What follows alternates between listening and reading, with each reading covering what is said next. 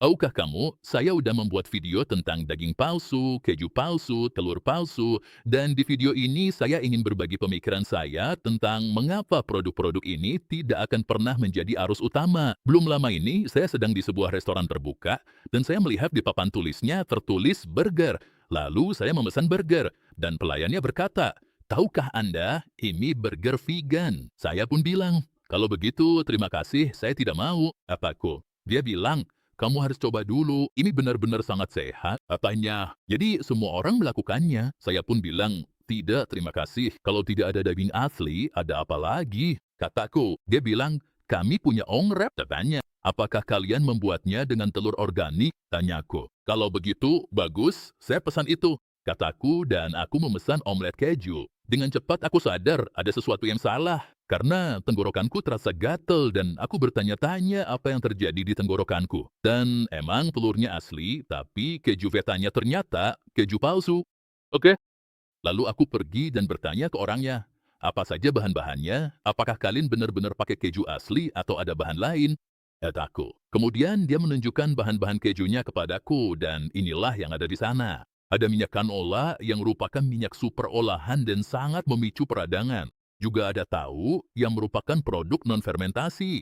Juga ada protein kedelai yang GMO dan sangat diproses. Ada sesuatu yang disebut ragi autolisis yang sebenarnya nggak ada yang tahu apa isinya. Dan kemudian ada bahan lain yaitu karagenan. Oke?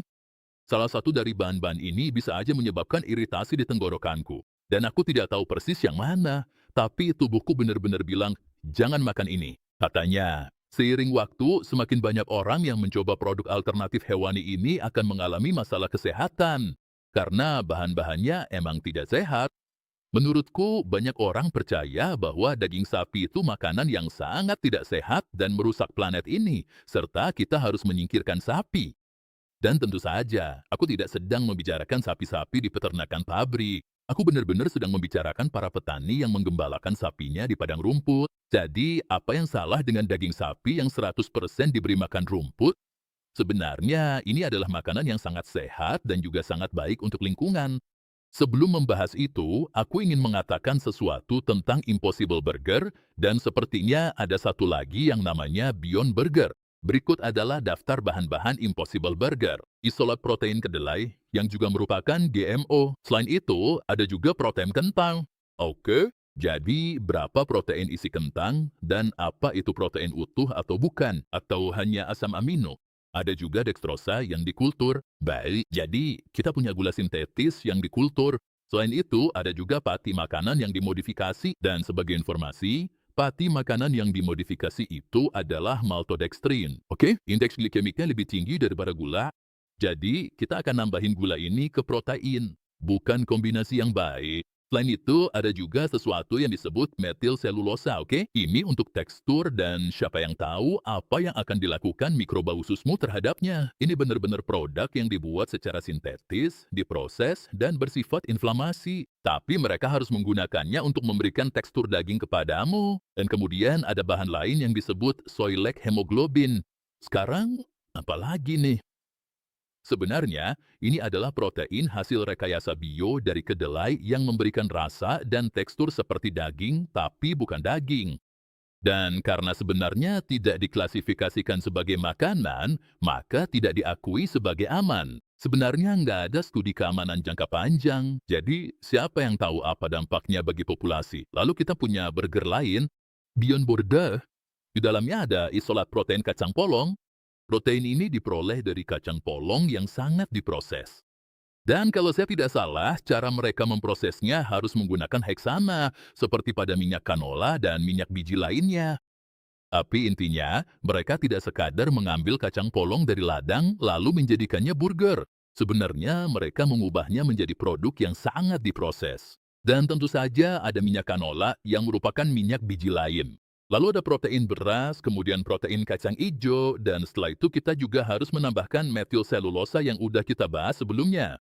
Dan untuk menambah rasa agar lebih enak, kita tambahkan pati kentang sebagai lapisan di atasnya. Jadi, kita mencampurkan pati atau gula ini dengan protein dan mendapatkan glikasi. Ini tidak baik untuk tubuh Anda. Seperti yang Anda lihat, pada daging sapi yang diberi makan rumput secara normal, tidak ada pati kentang, tidak ada minyak biji. Anda nggak perlu menambahkan bahan-bahan untuk memberikan tekstur. Sayangnya, Anda sedang berada dalam eksperimen besar. Secara keberlanjutan, ini buruk bagi kesehatan dan lingkungan Anda. Tapi pesan utama video ini adalah hal yang sangat penting. Apa yang sehat dari sapi yang merumput di padang? Nah, saya ingin menunjukkan buku ini kepada Anda. Buku ini berjudul Tanah, Rumput, dan Kanker. Harganya $250. Tidak ada versi Kindle atau semacamnya. Ini adalah tentang hubungan antara kesehatan manusia dan hewan dengan keseimbangan mineral di tanah. Oke?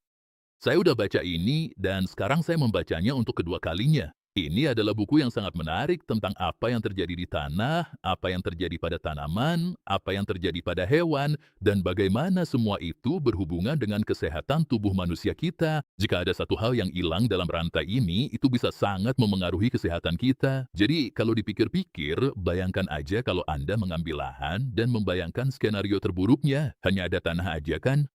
Jadi, tanah itu sama sekali nggak subur. Bagaimana Anda akan membuat tanah itu menjadi subur? Anda tuh gak bisa melakukannya tanpa menaruh hewan di lahan itu. Jadi, sapi adalah cara terbaik untuk membuat tanah menjadi sangat-sangat subur. Dan bagaimana mereka melakukannya? Itu terjadi lewat kotoran sapi, itu adalah pupuk. Kotoran sapi adalah pupuk terbaik. Penuh dengan nitrogen, fosfor, dan kalium, dan semuanya langsung kembali ke tanah. Selain itu, karbon juga dikembalikan ke tanah. Tapi yang lebih penting dari semua itu, mikroba juga dikembaliin ke tanah.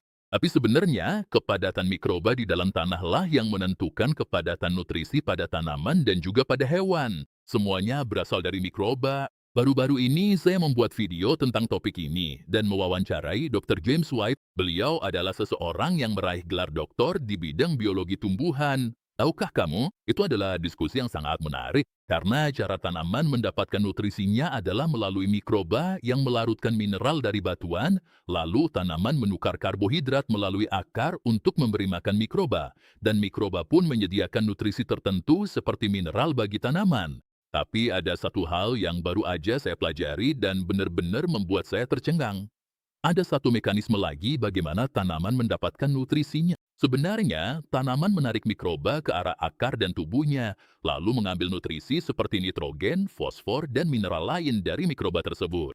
Jadi, dengan kata lain, bukan hanya pertukaran mikroba di tingkat akar saja, tapi sebenarnya tanaman menarik mikroba ke dalam, mengambil nutrisinya, lalu mendorong mikroba itu kembali ke tanah untuk didaur ulang, dan kemudian menariknya lagi untuk mendapatkan lebih banyak nutrisi. Di tingkat tanah, ada sebuah mekanisme di mana tanaman sangat bergantung pada mikroba, dan ini disebut siklus rizofagi. Rizofagi berarti akar dan fagi berarti makan. Jadi, akar yang memakan mikroba dan menyerap nutrisinya. Untuk menciptakan kesehatan, kita butuh makanan yang kaya nutrisi, bukan? Dan satu-satunya cara untuk mendapatkan makanan yang kaya nutrisi adalah dengan mengonsumsi makanan yang tumbuh di tanah yang kaya nutrisi.